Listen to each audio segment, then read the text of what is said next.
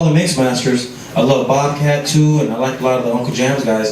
But Tony always was the guy that I wanted to record. I wanted to find his.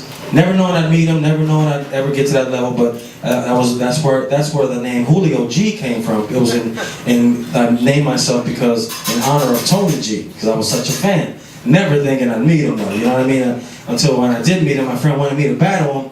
I'm like, no man, I'm not even on that level. And I learned something. I learned two things that day. First of all, I learned that Tony, and he taught me that from then on, is like, don't ever show everybody all your tricks. You got to save some of those tricks for them moments where you're going to have to use them. So I thought, from recording him for so many years, I thought that I knew him. I thought I knew his style. I thought I would mimic him in my room, and I would try to get the little scratch parts, and I thought I knew everything. So I get on the long story short, I get on the turntables, and I start kind of cutting up It's Time. And Tony's sitting over the needle looking at me, and it's pretty good, man.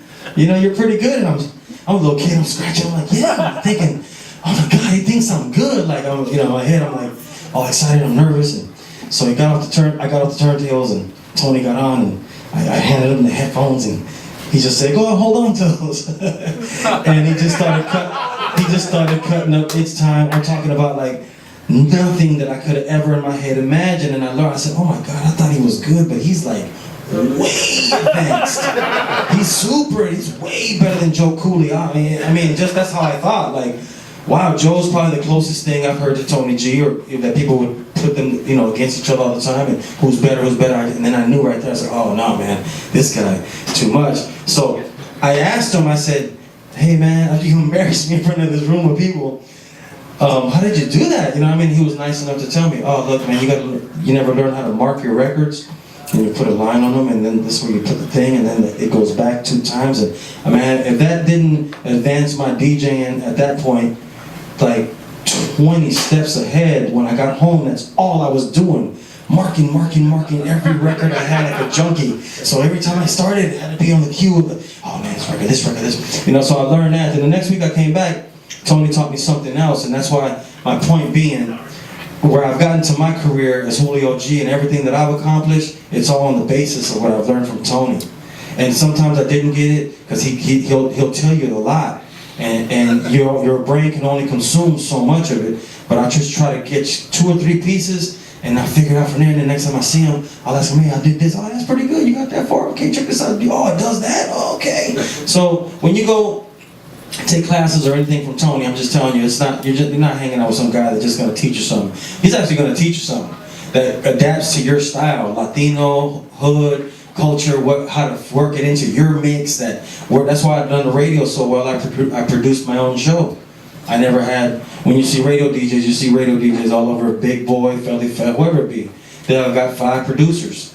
They got 5 guys running here too. You come to my show, it's just me. I had an intern only to get his lunch. Like, go grab that for me, and grab some lunch, though, you know what I mean? But I don't really need you to run nothing, because I would do everything. And Tony, when he would come to the studio, he'd trip out like, dang, you run the whole thing, huh? Yeah, because that's what I learned from you. You have to be in control of everything. You gotta learn it all, you know what I mean? So right now the Ableton, that's where I'm on. He just showed me Ableton a couple of weeks ago, and I'm with this guy all the time, you know what I mean? So you gotta take advantage of those times. That's why I put on Facebook today, I said the game is to be sold, not told. So take advantage of those times when somebody like this is gonna give you some free info. You know what I mean? Because people will charge you, and you should pay, because it's important information that's going to make you a lot of money down the line, and make you more professional about how you're doing your business and your work. And that's what I love about Tony. It's not just that you learn something, but he teaches you ethic. And that's why I'm an organized person today and have my studio a certain way, is because he teaches you ethic. Don't leave that wire on the floor. Don't drag that on here, man. Don't leave this cup here. All them little things, it's like, it really matters in the long run. So, so y'all check out Tony G, Julio G. We got some stuff coming this year. We're always down to support and help all the DJs. We're not like too big for everybody. We love the young youth, and we always like to share our knowledge and stuff, and try to help the next young brother that's coming up, because that's how we came up, you know what I'm saying? So that's you got to share back and give back to the community, you know what I mean? So remember that. So when you make it big, remember you got to come back and talk to the kids too, you know what I mean? Give them a chance. So thanks for coming out, everybody. Yeah.